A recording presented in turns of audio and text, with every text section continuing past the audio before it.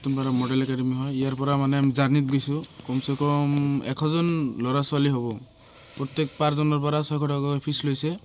মানে যিটো আমাৰ লৈ যোৱা picnic place Jayantia west Bengal Kolkata আছিল, আমাক তাতে লৈ যোৱা নাই। তাৰ মানে যোৱাৰ আগত যিটো এটা বিকল্প ৰাস্তা আছিল, সেই ৰাস্তা দি লৈ গৈছে। লৈ যোৱাৰ পিছত এখন ছাৰনি কয় ইয়াতে ৰাস্তা বেয়া, বাছটো মানে নাযায় আৰু। পিছত তাত আমি লোকেল মানুহক সুধিলোঁ যে ইদি বাছ চলাচল কৰা হয় নেকি? কয় যে ইদি শিলিগুৰিৰ বাছ আপ ডাউন কৰা হয়। পিছত ছাৰসকলে কয় যে ইদি তো গাড়ী লোৱা নাযাব।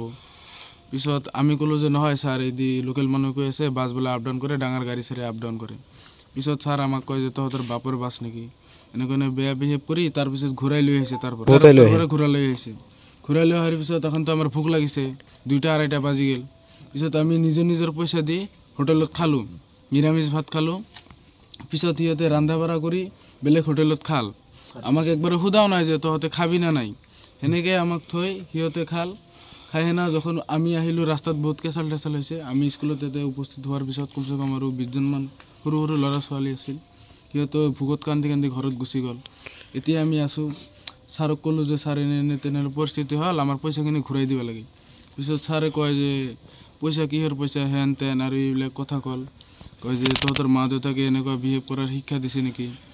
আৰু বহুত বেয়া কৰি কৈ থৈ গুচি গ'ল। আৰু আমাক 10:30 মানত এনেকৈ এৰি থৈ গুচি গৈছে। গেট চেট খোলা ৰাখি কয় তহঁতে কি কৰিব পাৰা কৰিবি। এতিয়া কেইটা বাজিছে? 12:05 পাৰ হৈছে আৰু আমি কেমেৰা লৈছিলোঁ 4-5টামান। তাতে ল'ৰা ছোৱালী গ'ল হৈ ফূৰ্তি কৰি ফটো চটো উঠিল হৈ, চবেই ভাড়া দিল হৈ। এখন তাৰ কাই ভাড়া নেদিয়ে, ফটো যদি উঠা নাই। যোৱাৰ লগে লগে কেমেৰাৰ কাৰণে মানুহ গুচি আহিব। এখন আমি গাৰ্জেনৰ আমি দাবী জনাওঁ যে আমাৰ পইচাখিনি ঘূৰাই দিব লাগে। পিকনিকৰ পইচাখিনি, গোটেই পইচাখিনি যিখিনি আমাৰ পৰা লোৱা হৈছে 600 টকাকৈ পাৰ ষ্টুডেণ্টৰ পৰা, সেই পইচাখিনি আমি ঘূৰাই ল'ব বিচাৰোঁ। স্কুলৰ ছাত্ৰ? স্কুলৰ ষ্টুডেণ্ট, ছেকেণ্ড ইয়াৰৰ ষ্টুডেণ্ট হয় আমি। তাৰ মানে কি কয় মডেল একাডেমিৰ পৰা আজি মানে কি কয় জাৰ্ণি আছিল। তো জাৰ্ণিটো মানে প্লেচটো আছিল কি কয় ৱেষ্ট বেংগলৰ জয়ন্তীয়া। তো মানে আমালোকে মানে কি কয় ছেকেণ্ড ইয়াৰত পঢ়ি আছোঁ। মানে যেতিয়া আমালোকৰ প্ৰি ফাইনেল চলি আছিল, মানে তেতিয়াৰ পৰা মানে জাৰ্ণিটো মানে ষ্টাৰ্ট কৰা বিলাক মানে এটা আছিল প্ৰগ্ৰাম আছিল, মানে ডিছকাছ কৰি আছিল। তো তাৰপিছত মানে ফাৰ্ষ্ট ইয়াৰৰ মানে ল'ৰাকেইটাই আহি কিনে মানে আমাক ক'লে যে দাদাসকল মানে আমালোকে জাৰ্ণি এটা মানে ফিক্স কৰিছোঁ কি কয় 30 ডিচেম্বৰত। তো আমালোকে ক'লোঁ ভালেই হৈছে, প্লেচটো ক'ত আছে? পিছত মানে ক'লে যে ৱেষ্ট বেংগলৰ জয়ন্তীয়া। পিছত মানে আমালোকেও মানে চালোঁ যে মানে জয়ন্তীয়াটো কেনেকুৱা প্লেচ। তো পিছত চাই কিনে মানে আমালোকেও চালোঁ যে প্লেচটো ভালেই আছে। পিছত মানে 30 ডিচেম্বৰ এইটো ফিক্স কৰিছে। পিছত মানে আমালোকে আহিছোঁ আজি। আহি কিনে আজি অহাৰ পিছত চালোঁ যে মানে বাছ 2টা লৈছে। 2টা লোৱাৰ পিছত মানে কি কয় ষ্টুডেণ্ট মানে অভাৰ হৈ গৈছে।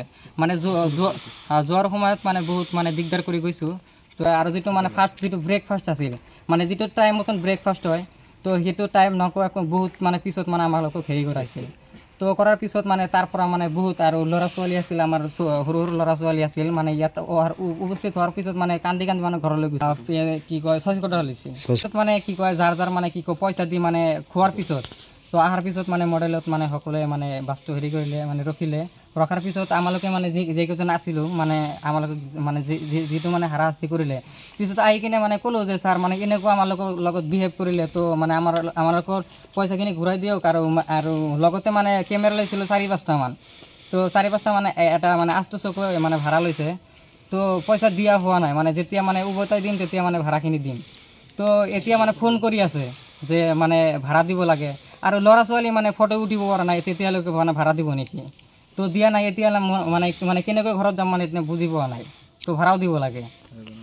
তো হোৱাৰ পিছত মানে ছাৰক ক'লোঁ যে ছাৰ এনেকুৱা কথা, মানে মেক্সিমাম মানে কি কয় কেমেৰা ভাড়াটো দিব মানে আমালোকক। ছাৰে মানে বহুত আমালোকৰ লগত মানে ঝগড়া কৰিলে যে কেনেকুৱা বিহেভ কৰা, তহঁতৰ মাক দেউতাকে মানে ভাল শাসন কৰা নাই, অমুক তমুক বহুত কিবা কি ক'লে। কোনজন ছাৰ আছিল?